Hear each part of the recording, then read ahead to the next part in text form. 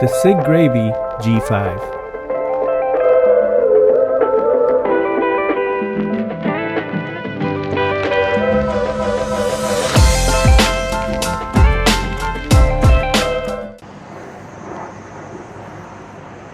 Hello everyone, welcome to Brian Unboxed. In this video, we're gonna look at the SIGRAVY G5 electric scooter. This is how the scooter comes in when it's delivered. It's packaged well with a lot of foam and plastic protecting it. There's minimal assembly required and you can be up and running in no time. Inside you get the manual, screws, tools, the seat, phone holder, and charger. So here's the scooter fully assembled. The assembly process was straightforward and quick and easy. Basically, you just have to attach the handlebars and tighten the 4 screws that come with it. And then you just have to unfold the stem and lock it into place. It does come with the seat. So if you prefer sitting down, you can go ahead and attach that and use the bolts that come with it. Briefly going over some specs, this has a foldable design with a removable seat, 350 watt front motor, 36 volt lithium battery, and it takes 5 hours to charge, UL certification, 21 mile range, 19 mile per hour top speed, 3 riding modes, LCD display, 8.5 inch tires, front and rear brakes, and front and rear lights, and this has app integration. It weighs in at 35 pounds and has a max load of 264 pounds, and it's advertised for riders 14 plus years of age and up. I walked through around the scooter. You can see that the front, you have the folding mechanism to fold and unfold the stem. The front, you have the 350 watt motor. You also have the front drum brakes. Towards the middle and the back, you can see the charging port on the bottom here on the left-hand side.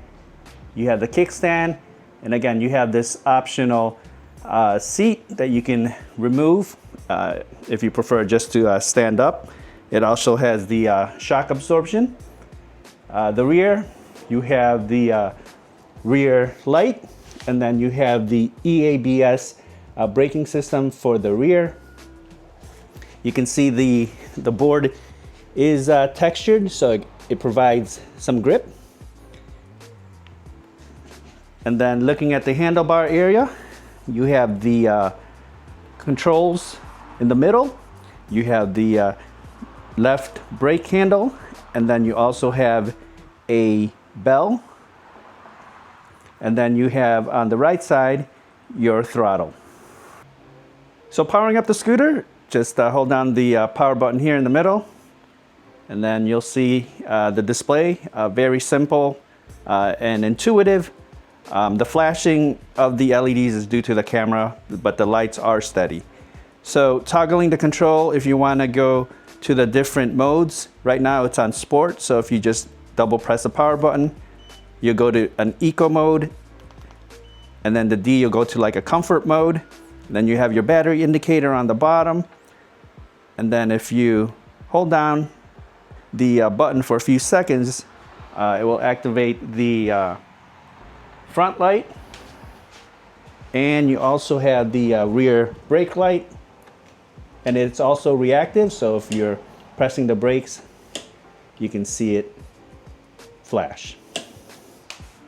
So this has app integration as well, so all the stuff that I just mentioned you can see in the app. You can toggle the headlights, the cruise mode, the kickstart, you can lock it.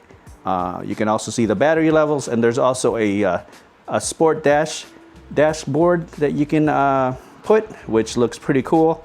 And you can toggle all the features there, and it has your battery levels, max speed, and the ECU temp, along with the motor temp. So looking at the scooter, you can see it's a pretty small, compact frame. I'm about 5'10", so you can use that for reference. The scooter weighs in about 35 pounds, so you can easily transport this and store it. So the seat is removable if you prefer to stand up. You just have to unscrew the bolts that are on the bottom.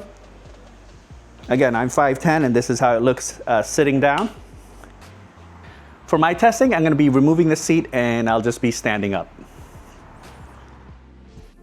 This is how it looks with the seat attached.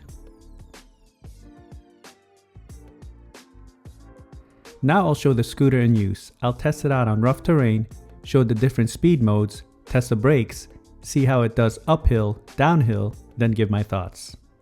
Now time for the rough terrain test. I'm going to take the scooter down this trail. It's pretty bumpy and we got gravel on the side. The scooter doesn't have any suspensions, but let's see how it does. All right, here we go, rough terrain test.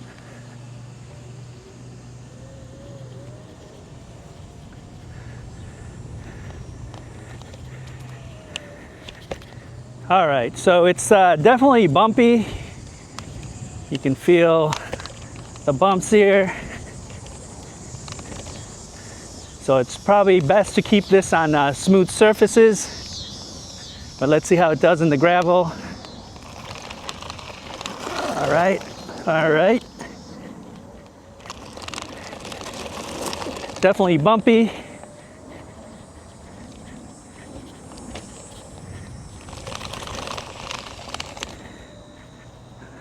So it's definitely bumpy, gravel, and on the trail here.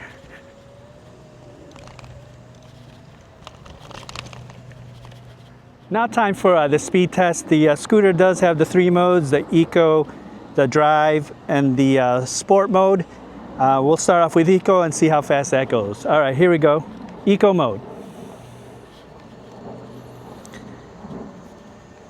All right, we're up to 8 miles per hour, just like that. So it looks like it's topping off at 8. Gonna switch to the Drive or Comfort mode. Up to 11, so it's topping off at 11. And Sport. Feel the pickup there, we're at 17, 18. So it looks like we topped off at 18 miles per hour on Sport. All right, so we saw that it topped off at about 18 miles per hour on Sport as I cycle through the different modes. Now I'm just gonna keep it on the Sport mode and let's see what we can reach. All right, smooth acceleration there. We're up to 13, 14.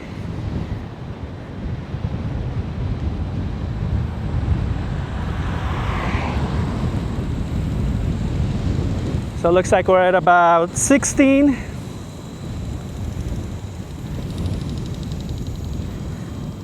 So we're hitting about 16, 17 on the Sport mode. Now I'll test out the brakes. I'll take it to max speed, and once I come into view, I'll hit the brakes and you can use the parking lines as reference.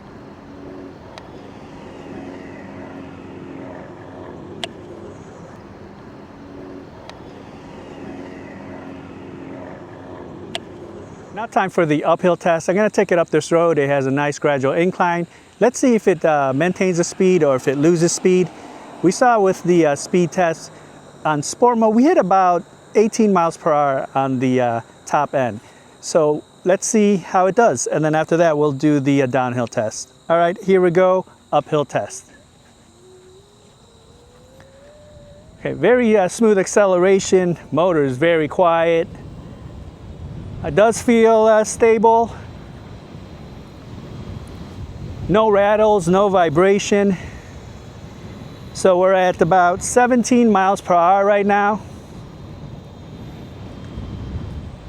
Beginning to climb at 16 miles per hour. So let's see if we maintain or if we lose. All right, losing a little bit of speed, we're down to 15.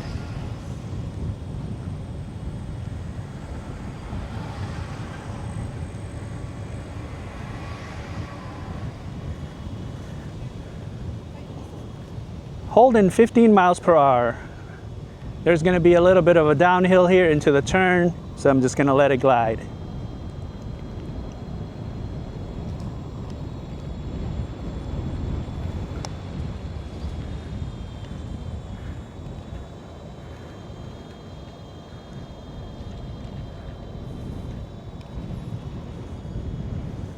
Okay, so with the uphill test, we began the climb at about 16 miles per hour, and then we lost just a little bit of speed down to 15, and it maintained that throughout. So was able to power through.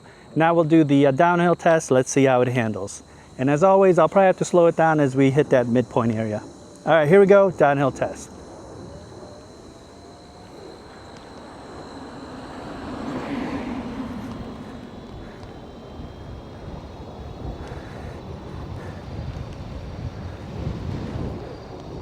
All right, we hit about 19 there, going downhill, just gonna let it glide.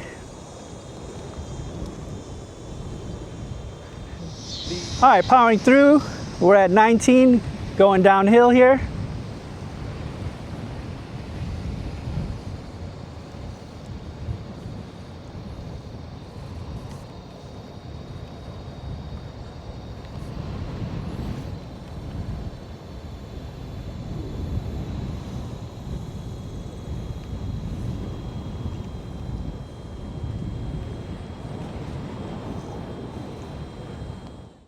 Here are my thoughts on the scooter. There's basically nothing to the assembly process and you can be up and running in no time.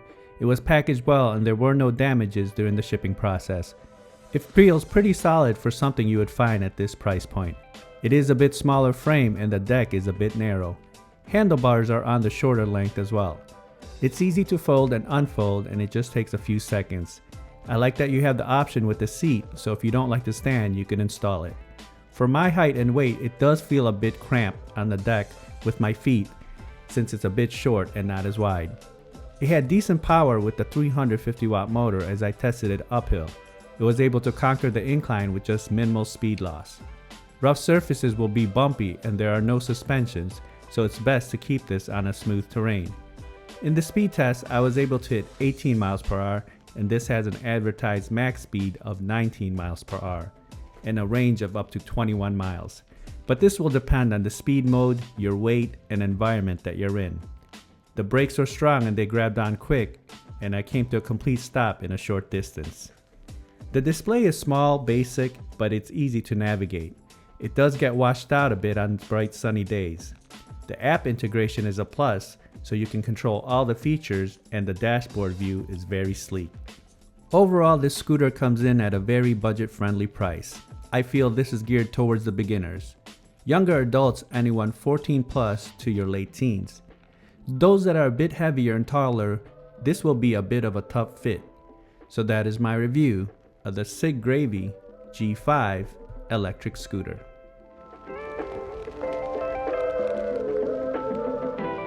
If you like my video, go ahead and hit that like button, and if you haven't subscribed yet, hit that subscribe button as well. Until next time, this is Brian Unboxed. Take care, everyone.